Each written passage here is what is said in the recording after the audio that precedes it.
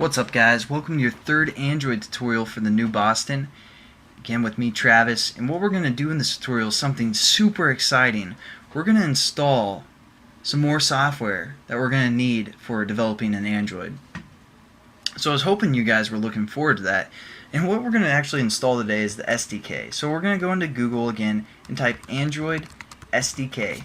And basically the SDK has all these methods that we can use for Android programming, and it'll allow us to basically develop for Emulator and for our phone. So we're going to download that so we can actually do some Android programming.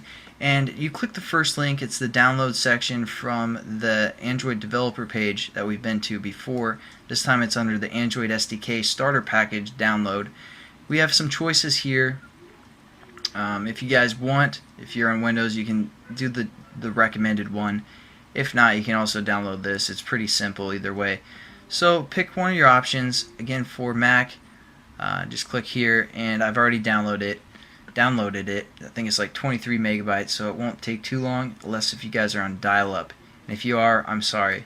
But what we're going to do now is basically I'm going to go to the place where I downloaded this. It was within. Just look at. Okay, it's right here within the Downloads tab, and it's a zip file, so you're gonna have to extract it. Hopefully you guys have an extractor already. If not, I believe there's WinZip, that's free. I don't know all the free ones, but there's definitely some freeware out there to unzip stuff. So I clicked that, and it basically made a folder right here within the same project, or within the same folder or download folder. And you want to drag this over to your main hard drive, for example your Macintosh hard drive or your C drive if you guys are on Windows. And as you can see, it's right here. What we're going to do now is open this up, and if you guys are on Windows, there will be something called the Android, what is it called? The SDK Manager, I believe. It's called the SDK Manager. There's a little green logo of the Android mascot for the most part, that little alien looking dude. You want to click on that. As for Macintosh, what you guys want to do is go into your tools and click Android right here. Now the first time you click it, it might not do anything, so if it doesn't, just exit out of there and click it one more time. It'll load up some stuff, and it loads up this Android SDK AVD Manager.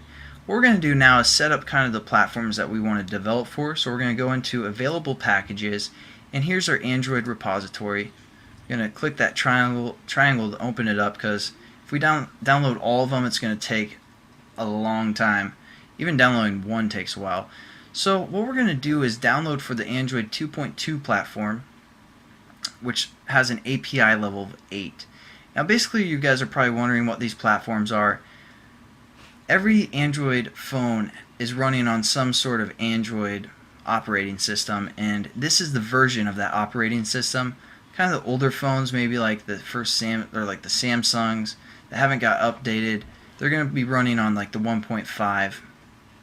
Actually, I'm not even sure if anything's running on 1.5 anymore, but basically you can think of it like that. The older phones have these older platforms, unless if they got the updated software. So if you guys have a certain phone, just check what version it is, and you guys can develop for that.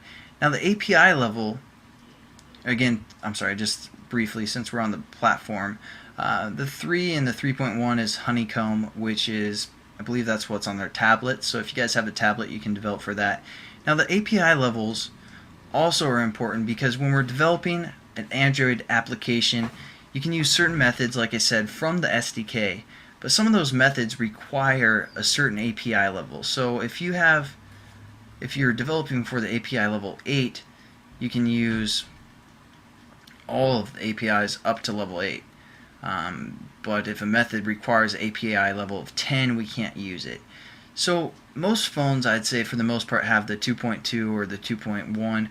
We're going to develop for the 2.2 platform, and we're going to use some API levels of 8. So you guys want to probably select this one, because if you select one of these lower ones and we use an API level 8 method, it won't work. So just stick with me here, click that, and then also down here we have the third-party add-ons where we can basically download some APIs.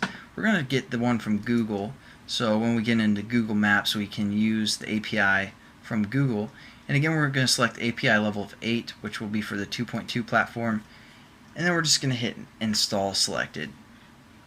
Again, APIs are basically like some resources that we can use when developing our applications. All we have to do is say accept all, install. It's my favorite wrap. Basically, instead of reading Mother Goose to me, I would, my parents wouldn't read me Mother Goose when they were putting me to bed as a child. They'd just say, accept all, install. What's up, gangster? That's the kind of lullabies they'd sing me. So that just is ingrained in my head. That's what you guys want to do when you're installing software. Now this is going to take a while. Sorry, I'm kind of weird. But this is going to take a while to install those platforms and those packages that we can use. So I'm just going to talk briefly of how I'm going to teach and basically some stuff about Android and what we're going to get into for the most part. Now the way I like to teach, or the way I like to learn for the most part, is I like seeing kind of an overview of how things work. I don't really care for the most part of every detail, but in the beginning at least. So basically what I'm going to do, sorry, I'm trying to gather my thoughts here. What I'm going to do is kind of show you guys some of the basics of Android, but we're going to move kind of fast for the first 20 tutorials, so you guys kind of see how everything works. You might not realize everything that's going on, but trust me, you'll learn a lot throughout those tutorials.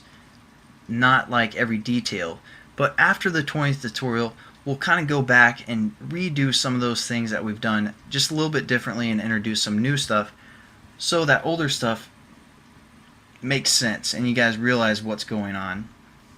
I don't know if that description made sense, but that's what we're going to do. We're going to kind of go quickly, and then we're going to backtrack a little bit and cover some of the stuff that we did, and then move forward as well.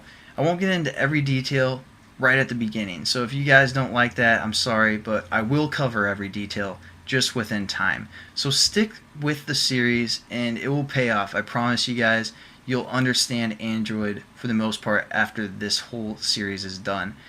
So just to give you guys an introduction of how I'm going to teach, there it is. And also, Android is so big. There's so many different programming languages you can use with it, but it's mainly, the main programming language is Java. That's basically how we're going to set up our interface, or our navigation, all that stuff. But you can also use C++, you can also use OpenGL, you can use MySQLite, you can what else? XML. We're going to get into XML. That's easy for the most part. But there's so many programming languages. You can use HTML5 as well when you're developing your application. So it's going to be hard covering all those topics and pretty much everything. So I'm just going to stick with... okay, so this got done installing, so we're just going to hit OK.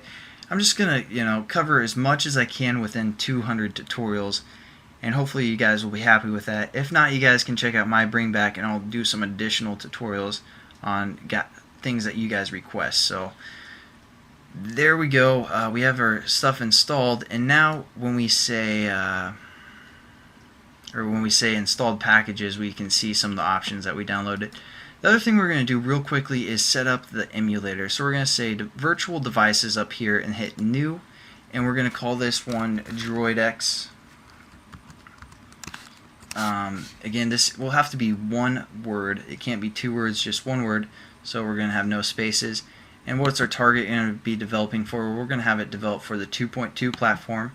And this size is basically a virtual SD card. We're going to say something like 100 megabytes, which is kind of overkill, but we're going to go with it. And then just hit Create AVD Manager. Whoops. And hit OK. And we're done for this tutorial anyways. I'll see you guys in the next one. Have a great day.